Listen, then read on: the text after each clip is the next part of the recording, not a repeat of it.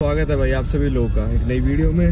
आज मैं हूँ अर्मेनिया की कैपिटल येरेवान में, अभी हूँ मतलब। और अब हम चल चुके हैं सुबह के बज रहे हैं 7:40 और हम जा रहे हैं एयरपोर्ट की तरफ। और यार इतना सस्ता देश है ये, यहाँ से 20 किलोमीटर दूर है एयरपोर्ट। और भाई आप यकीन नहीं करोगे $3 में टैक्सी आई है। यार क्या बचाएगा ये बंदा, क्या खाएगा, तो समझ से में नहीं आ रहा। तो आज हमारी यहाँ से फ्लाइट है मोल्डोवा की। तो संती भाई और मैं जा रहे हैं मोल्डोवा। सुबह का ऐसा नज़ारा है भाई येरेवान का, देख लो अंधेरा हो रखा 7:40 पे।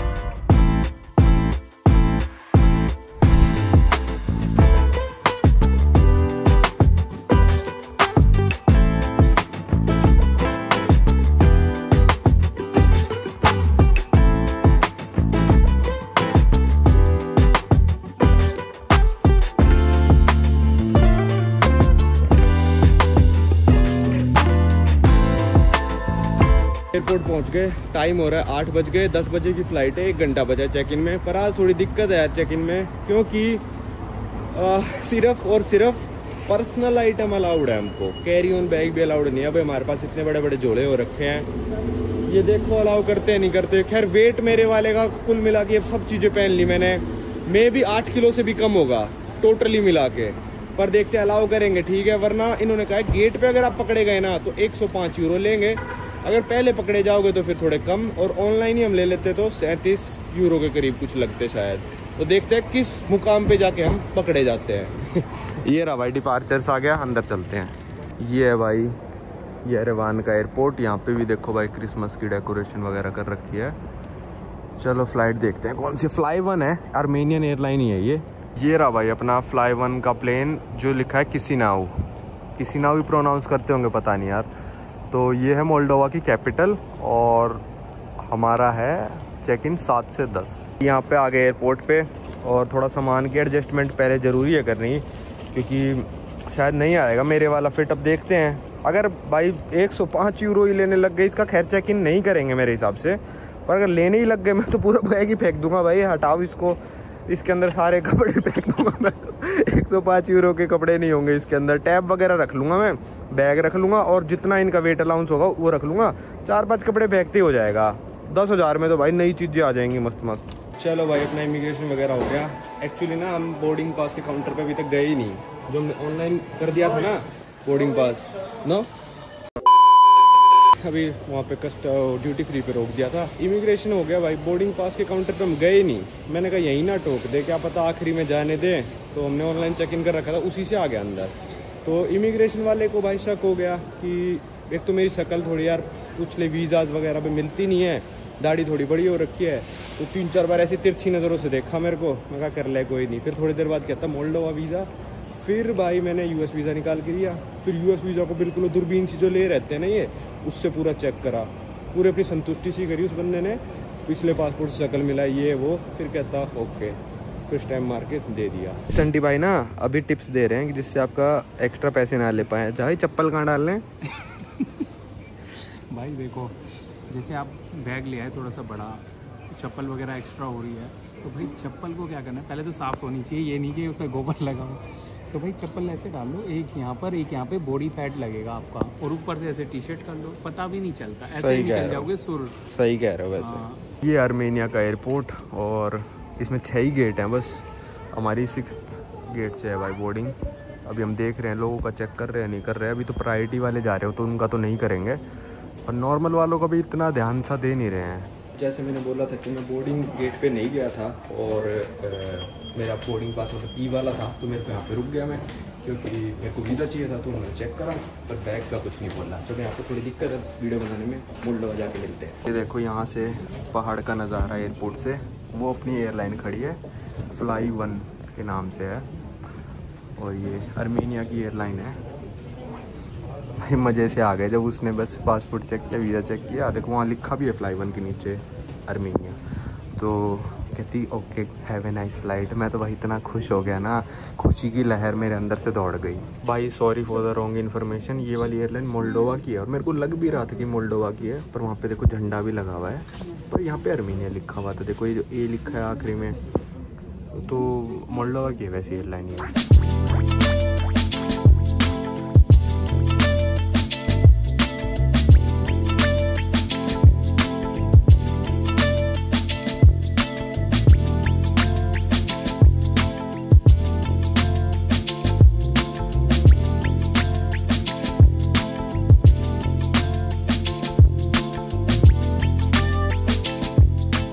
ये पहुंच गए भाई, निकल गए बाहर, इमिग्रेशन का बाहर ही निकल के बताऊंगा। यहाँ तो इतनी भीड़ हो रखी है यार, तो थोड़े बहुत पैसे एक्सचेंज करा लेते हैं और फिर बाहर चलते हैं। एक एक्सचेंज ऑफिस है यहाँ पे, वो बहुत ही घटिया रेट दे रहा है, तो मैंने सोचा कार्ड से निकलवा लेते हैं। ये क्या आ गया, 2000 मोल्डोवियन लेव निकलवा लिए और उसमें 50 मोल्डोवन लेव फीस ली है। यहाँ से अभी निकलेंगे अपने मोल्डोवन लेव। ये निकल गए भाई, ये निकलवा लिए। कुछ $100 से थोड़े से ज़्यादा के हैं, नो रिसिप्ट। चलो ठीक है। ये चली गई भाई बस जिसमें हमको जाना था। हम 1 मिनट लेट हो गए, चली गई। अब तो थोड़ा वेट करते हैं, चलो कोई नहीं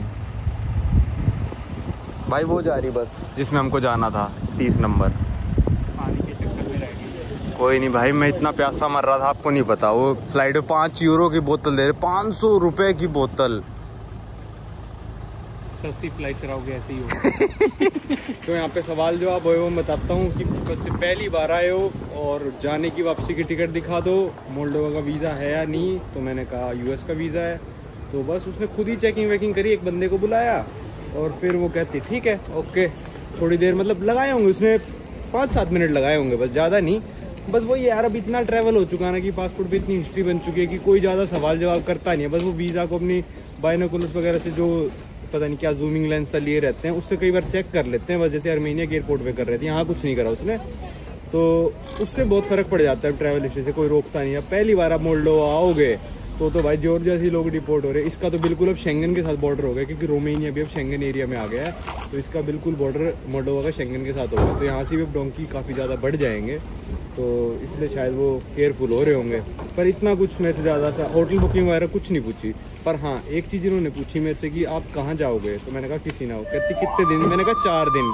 फिर कहती और कहीं भी जाओगे, मैंने कहा नहीं। तो मैंने जानबूझ के ट्रांसनिस्टारिया का नाम नहीं दिया, और यहाँ पे मैं लेना भी नहीं चाहिए क्योंकि वो इनके साथ बनती नहीं है। वो आगे वाली वीडियोस में बताएंगे। अब यहाँ से बस निकल गई। बस का किराया 6 मोल्डोवन लेव है, मतलब लगभग सिर्फ 30 रुपये किराया है। और यहाँ से आपको टैक्सी मिल जाएगी जाने के लिए 90 लेव में। तो 6 और 6 12 में जाओ, या फिर 9 गुना महंगी टैक्सी लेके जाओ। तो 9 गुना महंगी टैक्सी लेने का कोई मतलब नहीं है। अर्मेनिया की तरह होती भाई, $3 में जा रही होती तो हम चले जाते।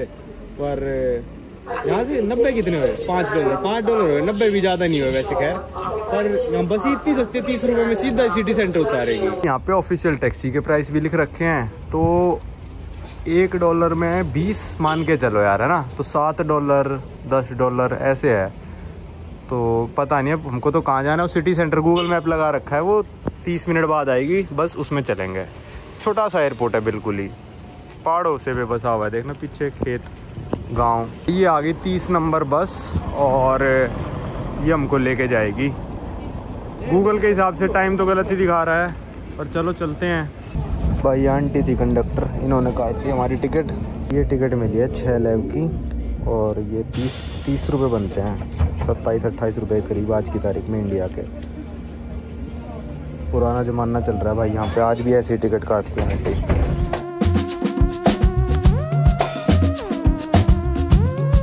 अब जाके सीट सी मिली है, थोड़ी खाली हुई बस, अभी सिटी सेंटर से आ गया। ये देखो इन्होंने यहाँ पे क्रिसमस ट्री वगैरह बना रखा है और हमको भी और आगे जाना है।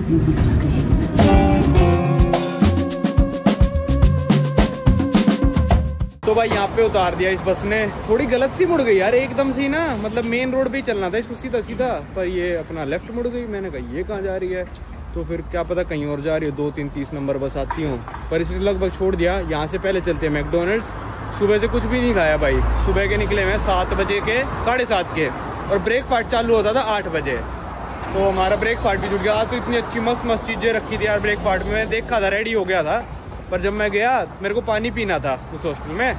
तो मैं अंदर घुसने लगा, किचन गए, कहते नहीं। मैं कहा नहीं खा रहा भाई, तुम्हारा ब्रेकफास्ट पानी पीना है। तो यार मस्त सा रखा था ब्रेकफास्ट। चलो कोई नहीं, मैकडी में खा लेते हैं। टाइम हो गया दोपहर के लगभग शायद 12 से भी ज़्यादा हो गए होंगे, 12 से ज़्यादा हो गए ना। तो अर्मेनिया में हो गया होगा टाइम 2 घंटे और आगे था अर्मेनिया, मतलब 2 घंटे पीछे आ गए, ये बताना भूल गया मैं। GMT+2 में आ गए, अर्मेनिया GMT+4 में था। तो वहाँ के हिसाब से 2:30 बज चुके हैं, दोपहर हो चुके हैं और हमने कुछ भी नहीं खाया। यहाँ कहीं उतारा है बस ने। और मैं सही बताऊँ, यहाँ का वेदर अर्मेनिया से तो काफ़ी ज़्यादा, मतलब हमको अब सही लग रहा है, गर्म सा लग रहा है। अर्मेनिया में तो -7 था जब हम सुबह निकले, यहाँ पे प्लस का 4-5 होगा, तो 11-12 डिग्री में अच्छा खासा फर्क पड़ जाता है। बिल्कुल ही सिटी सेंटर में है हॉस्टल हमारा, ये देखो इनका थिएटर नेशनल थिएटर होगा ये।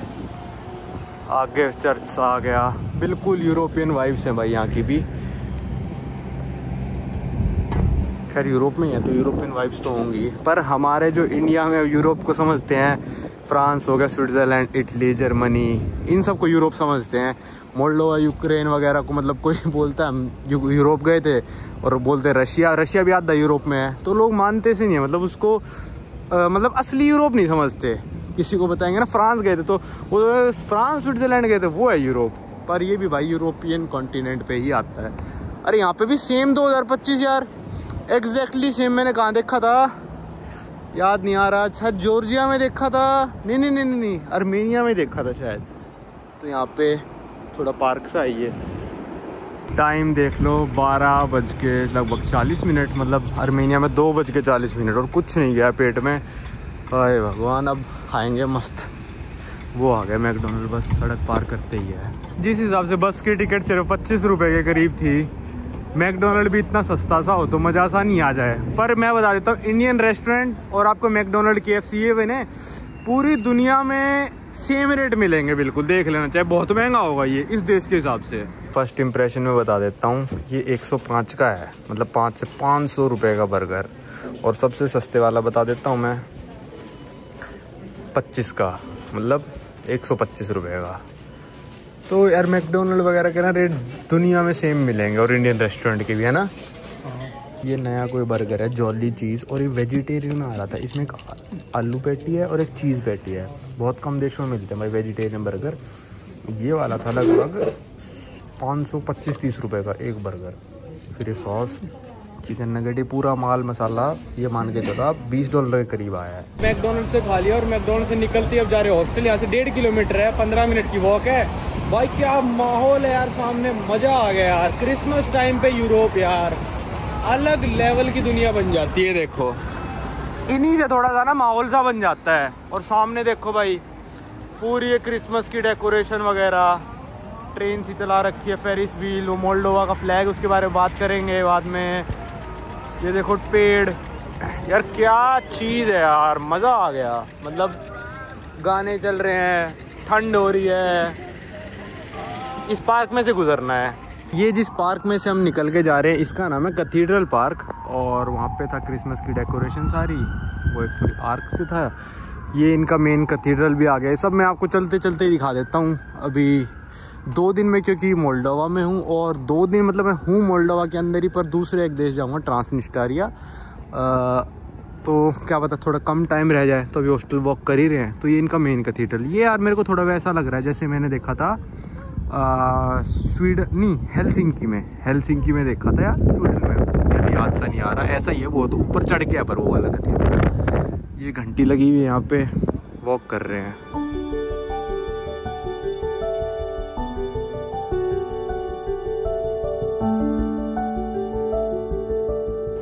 भाई ये पहुंच गए हम लाइक हॉस्टल पे। और थोड़ा मैंने यहाँ पे ऑब्जर्व करा है, रेड लाइट पे ना लोगों को चैन सा नहीं है। जैसे आर्मेनिया में बहुत चैन था ना लोगों को कि क्रॉस करने के लिए रुक जाते थे, यहाँ पे चैन नहीं है। ये पहुँच गए लाइक हॉस्टल। चलो चलते हैं अंदर। चलो भाई 1 घंटा रेस्ट सा करके बाहर आ गए यहाँ पे हम अपने हॉस्टल के। ये हॉस्टल बुक किया है हमने $10 पर डे के हिसाब से, पर पर्सन के हिसाब से, तो 800-850 रुपये का पर डे है। ठीक है मेरे हिसाब से हॉस्टल, मेरे हिसाब से $10 वर्थ है। टावल वगैरह सब कुछ दिया है, नीट एंड क्लीन है, लॉकर वगैरह है, वाईफाई है, और क्या ही चाहिए होता है हॉस्टल में। चलो अब चलते हैं सिटी सेंटर की तरफ। ओ भाई इसको तो गुस्सा ही बहुत आ रखा था। चलो चलते हैं सिटी सेंटर की तरफ वॉक करने। जैसे मैंने बताया ना कि जैसे आर्मेनिया में रोक देते थे भाई जेब्रा क्रॉसिंग में, यहाँ पे तो भाई ऊपर ही चढ़ाने को हो रखे हैं मोल्डोवा में। तो वॉक कर रहे हैं, सर्दियों का मौसम, और ये सारे पेड़ झड़ चुके हैं, अब नीचे इनके पत्ते गिरे हैं। पार्क सा आ गया, बस ऐसे ही वॉक करने निकले हैं। कोई बच्चा नहीं खेल रहा है, 2 बच्चे खड़े हैं, ट्यूशन से आए हैं लग रहा है उल्टे ही अभी। देखते हैं कहाँ जाएंगे भी वॉक करते करते। मोल्डोवा अभी USSR से अलग हुआ था, मतलब रशिया से।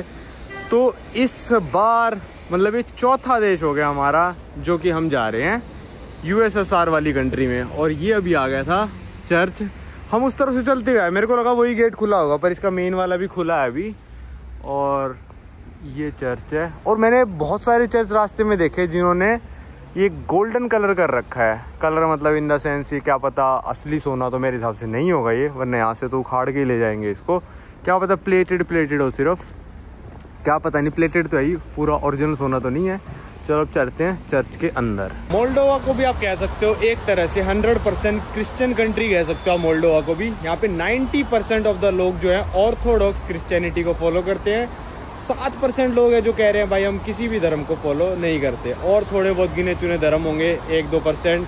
मुस्लिम्स, हिंदूज तो खैर नहीं होंगे, मुस्लिम्स होंगे और बुद्धिस्ट भी नहीं होंगे। मेरे हिसाब से 100% यहाँ पे लोग क्रिश्चियन ऑर्थोडॉक्स होंगे, थोड़े बहुत कैथलिक भी हो सकते हैं।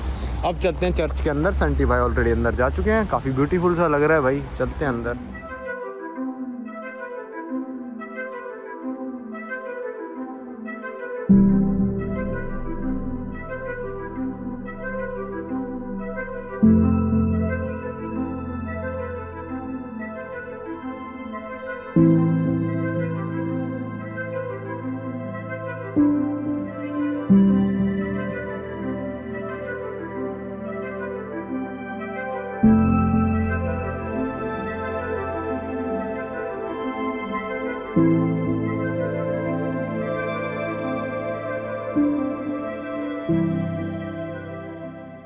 थोड़ा मोल्डोवा के बारे में आपको बता देता हूँ भाई। मोल्डोवा सिचुएटेड है 2 कंट्रीज के बीच में, एक है यूक्रेन और दूसरी है रोमेनिया।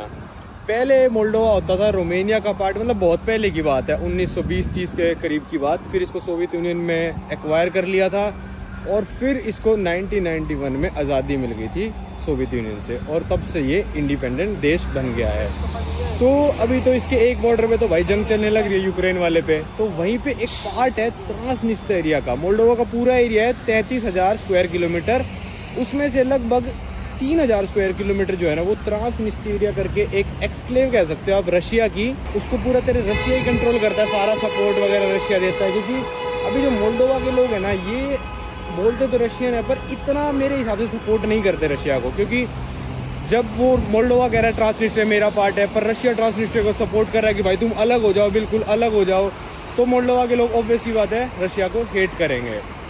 तो ट्रांसनिस्ट्रिया पे हम जाएंगे, परसों सुबह संटी भाई की फ़्लाइट है, तो संटी भाई फ़्लाइट लेके अमेरिका चले जाएंगे, और हम यहाँ से बस लेके ट्रांसनिस्टेरिया चले जाएंगे। ये था मोल्डोवा का थोड़ा जोग्राफिक लोकेशन, आपको समझ में आ गई होगी। मोल्डोवा पूरा का पूरा लैंडलॉक्ड कंट्री है, इसके कोई समुंदर नहीं लगता, सारे चारों तरफ इसके ज़मीन ही ज़मीन है। और मैं बता दूं मोल्डोवा की जो करेंसी है वो है मोल्डोवन लेव, और मोल्डोवन लेव की जो वैल्यू है वो आज की तारीख में है, एक Moldovan leu is equal to 4.7 Indian rupees. भाई पैसे आपके पास है? दिखा देना, थोड़े मोल्डोवा के पैसे हमने एयरपोर्ट से निकाले थे, आपको दिखा दिए थे, पर जैसे ही निकले ना इतने छोटे छोटे नोट है। मतलब इनका सबसे बड़ा नोट शायद 200 का या 500 का, ये तो नहीं पता। ओ भाई ये तो बड़ा कड़क सा नोट है, ये देखो बिल्कुल मतलब ऐसे लगते हैं कि नकली नोट हो ये। 200 का, और 10 का भी था ना, देखता हूँ। चलो कोई नहीं, ये बिल्कुल ही ऐसे दिखाना, मैं ऐसे दिखा दूँ थोड़ा जूम करके। ये देखो मैं हाथ पे रखता हूँ भाई, कितना छोटा सा, कितना छोटा नोट है ये, मतलब 250 रुपये का हो गया नोट, ये छोटका सा तो है 250 रुपये का। और ये मोल्डोवा को कहते हैं यूरोपियन कॉन्टिनेंट का सबसे गरीब देश आफ्टर यूक्रेन, जब से यूक्रेन में युद्ध स्टार्ट हुआ है, वरना मोल्डोवा सबसे गरीब देश था। इसके बारे में तो कल बात करेंगे कि गरीब लगा मेरे को नहीं लगा, और किस हिसाब से गरीब कहते हैं। मोल्डोवा की पर कैपिटा इनकम मैं आपको बताऊं तो वो है $7,500 पर साल। यहाँ पे एवरेज बंदा कमा रहा है, मतलब एवरेज बंदा $7,500 मोल्डोवा में अर्न करता है, जो मतलब परचेजिंग पावर के हिसाब से इनकी हो जाती है $18,000। मतलब इनकी करेंसी यहाँ पे जो महंगाई है थोड़ी कम है। जैसे हम एयरपोर्ट से बस से आए भाई 25 रुपये में हम सिटी सेंटर आ गए एयरपोर्ट से, और मैकडॉनल्ड्स तो खैर महंगा था, हॉस्टल $10 का, और हॉस्टल्स भी थे भाई $3-4 के भी, पर मैंने थोड़ा सही वाला बुक करने की ट्राई करी कि हाँ मतलब फैसिलिटी लॉकर पोकर सा मिल जाए हमको, तो $10 वाला बुक किया, वरना इससे भी सस्ते होटल में मिल जाएगा आपको $5-6 में यहाँ पे आराम से, क्योंकि यहाँ पे काफ़ी ज़्यादा मतलब गरीब कंट्री है थोड़ा, मतलब यहाँ पे थोड़ा कॉस्ट ऑफ लिविंग थोड़ा कम है। थोड़ा मेरे को मोल्डोवा रशिया टाइप फील तो दे रहा है। ये वाली बिल्डिंग देखो, जैसे आपको कैसी बिल्डिंग लगेगी ना, ये ऐसी रशिया में होती थी भाई बिल्डिंग, मतलब होती थी क्या, अभी भी होती हैं छोटे शहरों में। मॉस्को और पीटर्सबर्ग तो थोड़ा डेवलप हो गए, पर ट्रांसनिस्टेरिया में हम जाएंगे तो उसको कहते हैं, ये वो देश अभी भी 1990 में अटका हुआ है। वो हम जाके देखेंगे अटका भी हुआ है या फिर सिर्फ वीडियोस में अटका रखा है लोगों ने, असलियत क्या होगी। तो भाई ये मेरा है पहला दिन मोल्डोवा के अंदर, जिसको कहते हैं purest country in the Europe. Moldova के फ्लैग के बारे में बात करते हैं भाई। मोल्डोवा का फ्लैग है एग्जैक्टली सेम रोमेनिया के फ्लैग जैसा, पर आपको याद होगा मैंने बताया था रोमेनिया का फ्लैग है एग्जैक्टली सेम एक और देश के फ्लैग जैसा, जो कि है, गेस करो भाई, आपको बता चुका हूँ मैं, चाड। तो रोमेनिया और चाड का जो फ्लैग है ऑलमोस्ट सेम है, बस ब्लू शेड डार्क है। पहले आप देखो चैड का फ्लैग, अब देखो आप रोमेनिया का फ्लैग, और अब देखो मोल्डोवा का। मोल्डोवा वालों ने बस अपना नेशनल एम्बलम फ्लैग के बीच में लगा दिया। जैसे मैंने बताया था कि भाई चैड और रोमेनिया के फ्लैग में रोमेनिया का फ्लैग का ब्लू वाला कलर एक शेड रोमेनिया से डार्क था, वैसे ही मोल्डोवा के फ्लैग का जो ब्लू शेड है वो रोमेनिया के फ्लैग से एक शेड लाइट है। तो मतलब चैड के फ्लैग से मोल्डोवा का फ्लैग हो गया ब्लू वाला 2 शेड लाइट। पर तीनों देशों के फ्लैग देख लो भाई, अगर किसी को ना पता हो ना तो बता नहीं सकता भाई किस देश का कौन सा फ्लैग है। हम ऐसे ही शहर पे निकल गए क्योंकि आज मतलब हो रही है 16 दिसंबर, और 22 दिसंबर को सबसे छोटा दिन होता है, या फिर 21 दिसंबर कुछ ऐसा ही होता है। तो आज 4:15 बजे ही सनसेट हो जाएगा लगभग। ये मान लो आप 3:50 तो हो ही चुके, 15-1 मिनट में सनसेट सा हो जाएगा। ये कोई और चर्चा है एक, इसके अंदर चलते हैं, फिर कैफ़े में बैठ के कॉफ़ी पी के अपना चलेंगे, क्योंकि अर्मेनिया के टाइम के हिसाब से तो भाई 7 बज लिए और हमको थोड़ी नींद सी आ रही है। ये वाली भाई चर्च थी, ये अभी बंद थी, अंदर गए तो हम पूरा घुप अंधेरा हो रखा था, 2 बंदे थे तो लाइट और कैंडल्स वगैरह कुछ भी नहीं जल रही थी, तो हम बाहर ही आ गए। मैं क्या पता बंद करने का टाइम हो गया हो, सर्दियों में सब कुछ बंद हो जाता है जल्दी यूरोपियन कंट्रीज़ में। रोड पे चल रहे हैं, बंदे ही नहीं दिख रहे, क्योंकि पूरे मोल्डोवा में 25 लाख लोग रहते हैं। 25 भी ज़्यादा बोले, 24 लाख है शायद। तो इनके लिए 24 से जब 25 हो जाएगा वही बहुत बड़ी बात हो जाएगी, 1 लाख का बढ़ना। ये वाली चर्च थी। अब हम इस तरफ आ गए रोड के, होने वाला अंधेरा। देख लो भाई बिल्कुल लोग ही नहीं यार, 2-2 3-3 लोग दिखते हैं। तो अभी संटी भाई मेरे से बोले कि भाई हॉस्टल ही चलते हैं, क्या पता रात को कोई लूट ले। तो मेरे इससे एक दिमाग में बात आई थी कि सबसे सेफ कंट्री जो मैंने अपनी लाइफ में फील करी हैं, वो मतलब वन ऑफ द सेफेस्ट कह सकते हैं, सबसे सेफ तो नहीं कहूँगा मैं, वो है सोवियत यूनियन की कंट्रीज़, अजरबैजान, आर्मेनिया, जॉर्जिया। मेरे को बिल्कुल भी डर नहीं लगा। प्लस आप जाओगे कजाकिस्तान या फिर रशिया जाओगे आप, फिर आप चले जाओ बेलारूस चले जाओ, यूक्रेन चले जाओ। अभी तो खैर यूक्रेन में मतलब वैसे वाला डर नहीं है, बम गिर जाए आपके ऊपर वो बात अलग है। और अब बेलारूस चले जाओ, ये लैटविया, लिथुआनिया, एस्टोनिया चले जाओ, इनमें कोई स्कैम भी नहीं है तीनों देशों में, बहुत ही कम, मतलब ना के बराबर। और यहाँ पे जो क्राइम्स होते हैं ना बड़े लेवल पे होते हैं, जैसे जापान में है। जापान में भाई मस्त माफिया है बिल्कुल, पर जापान में वो क्राइम क्या हुआ। तो भाई पीछे आ गई थी रूस का दूतावास, तो वहाँ पे खड़े थे भाई कई सारे पुलिस वाले। तो मैं आपको बता रहा था कि जैसे जापान में खतरा है ना, वो है भाई बहुत बड़े लेवल पे। आप जब बहुत अमीर हो जाओगे ना, बहुत अमीर मतलब, तब आपको वो जाके खतरा महसूस होएगा। आम बंदे को ना, जो मतलब जापान का माफिया जिसको याकुजा कहते हैं, वो दिखता तक नहीं है। मतलब आप उनके ना फेस टू फेस कभी आ ही नहीं पाओगे। ये सब बातें मेरे को पवन भाई बताते हैं, 10 साल से जापान में रह रहे हैं ना। तो यहाँ पे भी वही है, जो रशियन माफिया है ना, जो हम सुनते हो कि रशिया का माफिया है, अरे वो चिंदीगिरी नहीं करते हो कि किसी का $500 लूट लिया, $1000 लूट लिए। उनके पास इतना टाइम नहीं हो चिंदीगिरी करे। क्या पता आप जिंदगी में रशियन माफिया के मतलब पास भी ना जा पाओ, मतलब आपको दिखे भी ना वो लोग। तो ये वाला खतरा है यहाँ पे। जब आप बहुत बड़े लेवल पे बिजनेसमैन बिलियंस ऑफ डॉलर्स कमा लोगे, तब आपको जाके वो खतरा महसूस होएगा। पर आम बंदे के लिए एज ए टूरिस्ट बहुत ही ज़्यादा सेफ कंट्रीज़ हैं सोवियत यूनियन की कंट्रीज़। ये क्रिसमस डेकोरेशन शायद मैंने बस से उतरते ये वाली दिखाई थी या कोई और थी, पता नहीं, पर अच्छी लग रही है काफ़ी ज़्यादा। अभी तो यहाँ पे कम ही लोग हैं, आज एक तो मंडे पड़ गया ना, कल अर्मेनिया में संडे था तो ज़्यादा लोग थे। सेंटा क्लॉज का रेनडियर। ओ ये वाली लाइटें भी चल गई अब। तो यहाँ से मार्केट से स्टार्ट हो गई, क्या पता लोग आते हो। हाँ अभी हुए भी तो 4 ही बजे हैं ना, अभी मेरे को लग रहा था 8-9 बज गए, 4 साढ़े 4 हुए हैं अभी तक।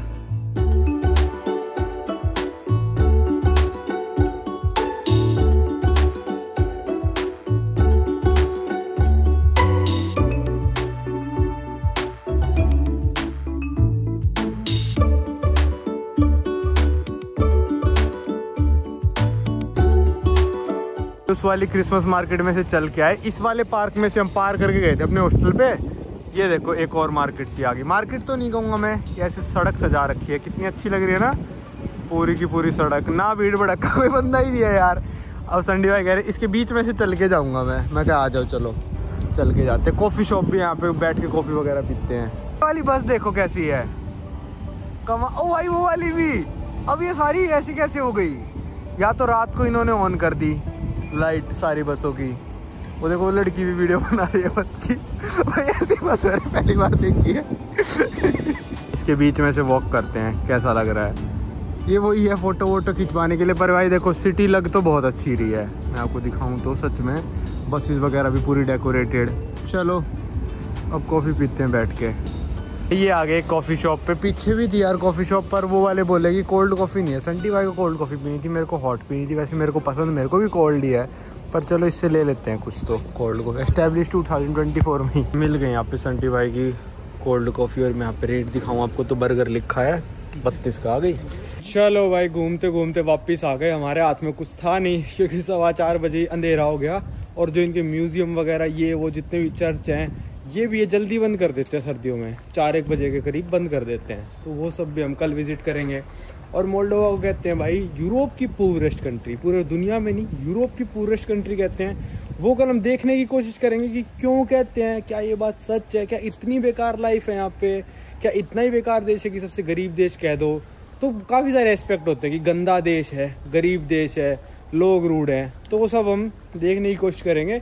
आप अगर गूगल पे भी पढ़ोगे तो लिखा आता है Moldova is the purest country in the Europe after Ukraine. अब तो खैर यूक्रेन में इतनी बुरी हालत हो रखी है कि वो पूरेस्ट का भी पता नहीं क्या बन गया होगा। अब तो लोगों के पास वहाँ पे पता नहीं क्या रोज़गार होगा नहीं होगा, अभी कोई सिचुएशन भी नहीं पता यूक्रेन की। तो देख लो अंधेरा हो चुका भाई, सब लोग जा चुके। हम जा रहे हैं अपने हॉस्टल, 5:30 हो गए, पूरा अंधेरा यहाँ पे भाई। आर्मेनिया में 6 बजे तक होता था अंधेरा। चलो इस वीडियो को रखते हैं यहीं तक। ये थी मेरी कंट्री नंबर 141। अभी हम इसमें 4 दिन और है, संटी भाई कल और है, मैं और 3 दिन हूँ। तो इस वीडियो को रखते हैं यहीं तक, आपको मिलेंगे अगली वीडियो।